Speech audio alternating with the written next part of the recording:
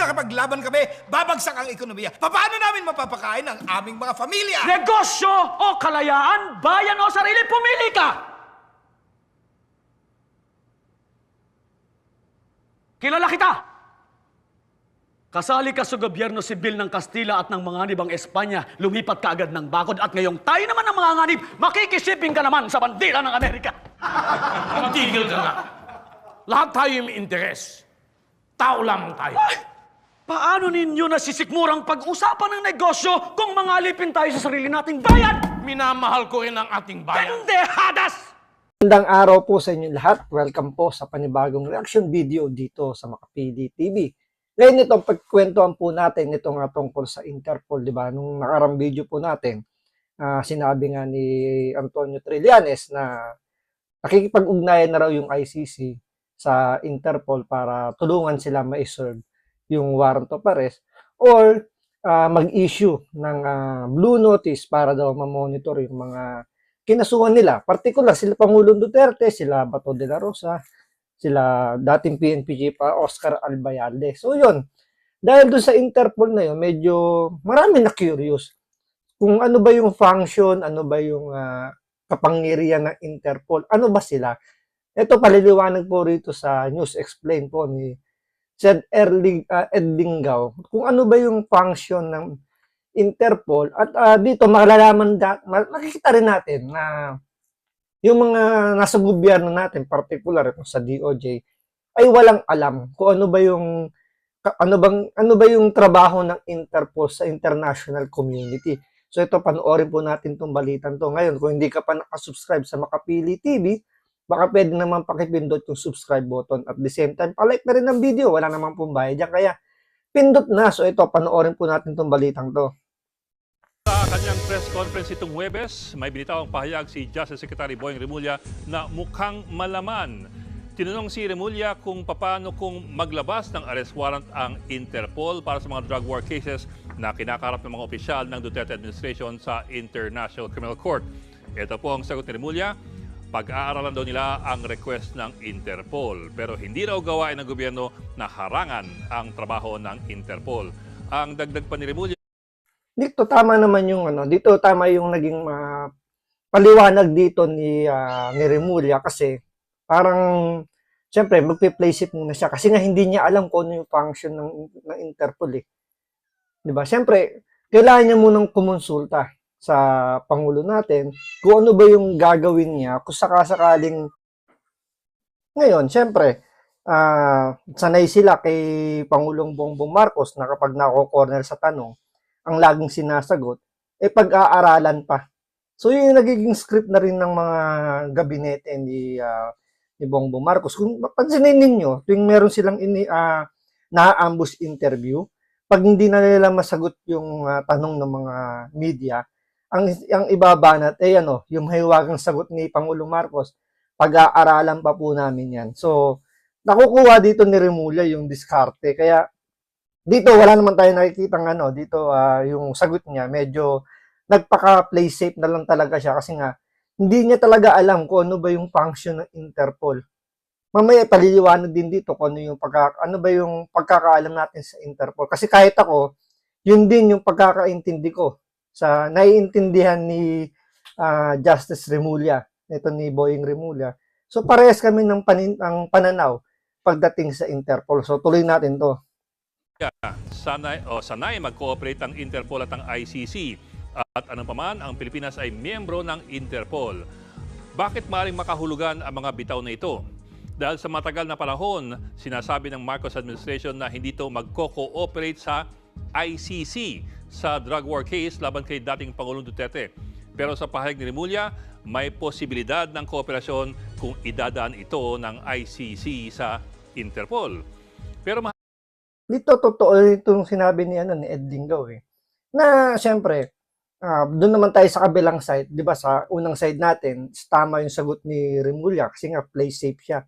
Pero dito sa pangalawa, kung papayagan daw ba ng gobyerno natin na pumasok yung Interpol just in case maglabas ng warrant of arrest yung ICC, ang sagot kagad ni Remulla is parang kumbaga hindi niya haharangin kasi kumbaga matagal ng miyembro ng Interpol. Kumbaga parang dito, hahayaan lang nila na ma-serve yung warrant of arrest kahit na sinabi na ni Pangulong Bongbong Marcos na hindi tayo makikipag-cooperate. Kasi napakasimple lang naman yan.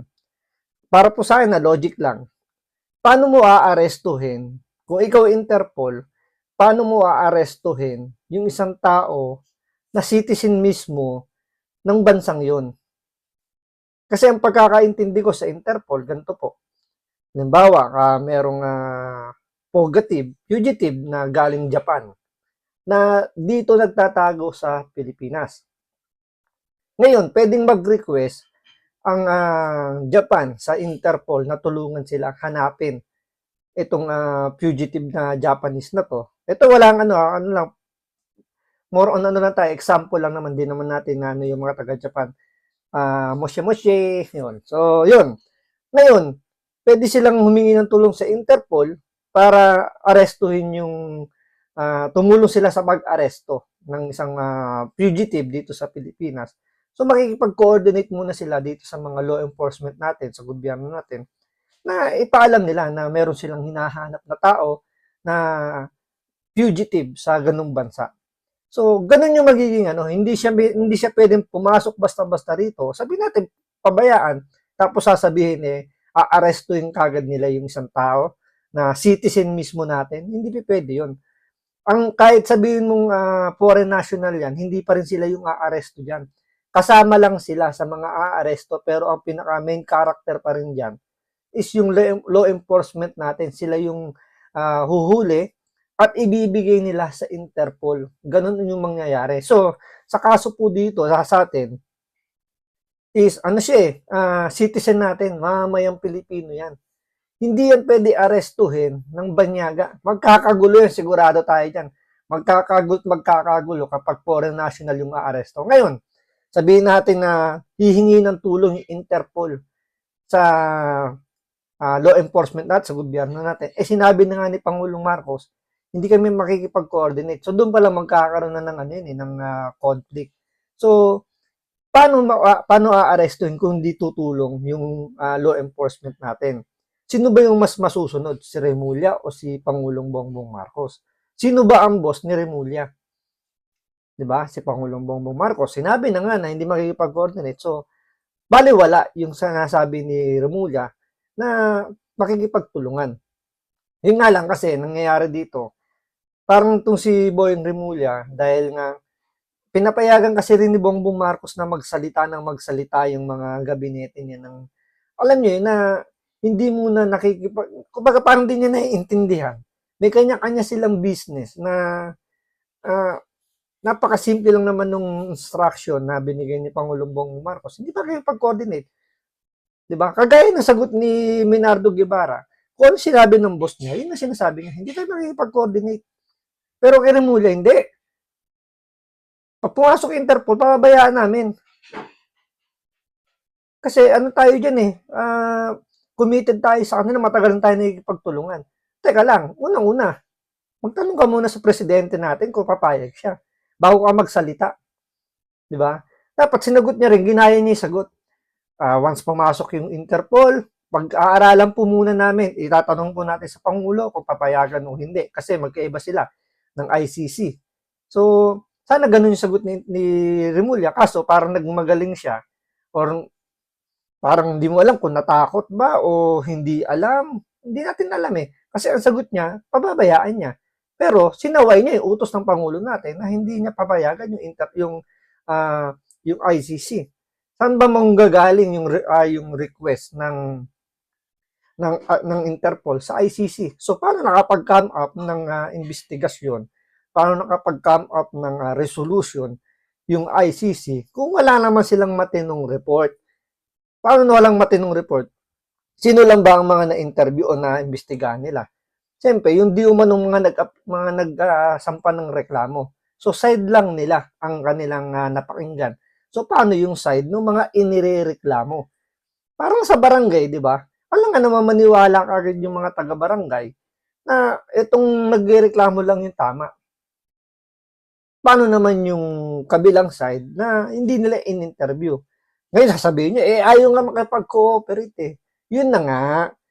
Kasi nga International Criminal Court, hindi naman saklaw yung gobyerno natin. So paano sila, buti sana kung ano eh. Ito example lang naman, medyo relate lang ng konti doon. Pero sabi nga, di ba siyempre pag barangay, walang choice. Yung inirereklamo, kailangan niya umaten para nga mapag-usapan. Malaman kung sino ba yung posibleng may mali. Di ba? Kung sino may kasalanan. Different lang dito sa sa ICC na hindi nila maobliga yung mga inirereklamo kung ayaw makipagtulungan. Ngayon, ang pinaka-simple lang naman na diyan na sagot diyan, bakit hindi nyo sampahan ng kaso dito sa korte natin? Yun ang matagal na sinasabi naman ni Pangulong Duterte. Magsampa kayo ng reklamo rito at haharapin namin. Yun din ang sagot naman nila nila Bato de la Rosa, nila Oscar Albayalde, na magsampa kayo ng kaso rito. Dito namin naharapin yung kaso, dito kami sasagot. Bakit kayo magsasampa ng kaso doon sa ICC na wala namang kinalaman sa atin? Tandaan nyo, gumagana yung justice system natin. So, paano natin nasabing gumagana? Nakalaya nga si De Lima, di ba? So, ibig sabihin, gumagana. Nakuha nyo? Buti sana kung hanggang ngayon, nakakulong pa rin si De Lima, nakakulong pa rin yung mga pulis na sinampahan ng kaso dahil nga umabuso, hindi sila nakulong, sabihin natin, baka pwede. Kaso nakulong yung mga pulis na umabuso, nakalaya si De Lima.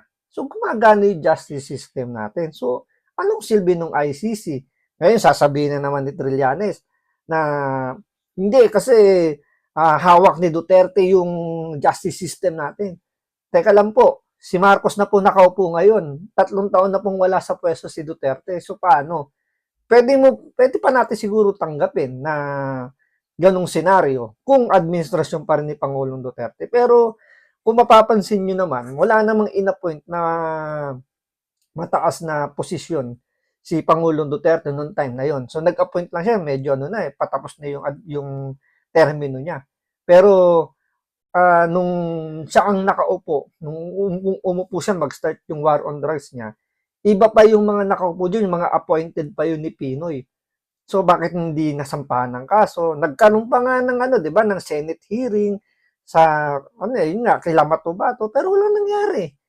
Ngayon, yung hamon ngayon ni Pangulong Duterte, dahil nga pumunta sila sa ICC, bumaliktad na nga yung dating abogado nila dyan. Diba? Ngayon, ay hamon na nga ni Pangulong Duterte, maghampa kayo ng kaso rito. Pero hindi nila ginawa. Ginawa nila magsampahan ng kaso nung patapos na. At ngayon, kumikilos na daw yung ICC. Wala namang sinasampang kaso sa Pilipinas. Ang sinampa nilang reklamo sa ICC. So, paano nga naman lilitisin dito sa atin yan? At paano naman sasabihin walang justice system sa Pilipinas kung wala naman nakasampang kaso? Yun lang naman yung bottom line dyan. Magsampa muna kayo ng kaso rito. Ngayon, kung sa tingin ninyo, hindi nyo nagustuhan yung hatol ng gobyerno natin, subukan nyo sa ICC kung tatanggapin. Ngayon, anong pagbabasihan ng ICC kung wala naman silang hawak ng mga dokumento? Dahil ayaw makipagtulungan ng mga inaakusahan dahil feeling nila mali. Kasi nga meron tayong justice system dito at bakit sila magpapasakop doon? Di ba?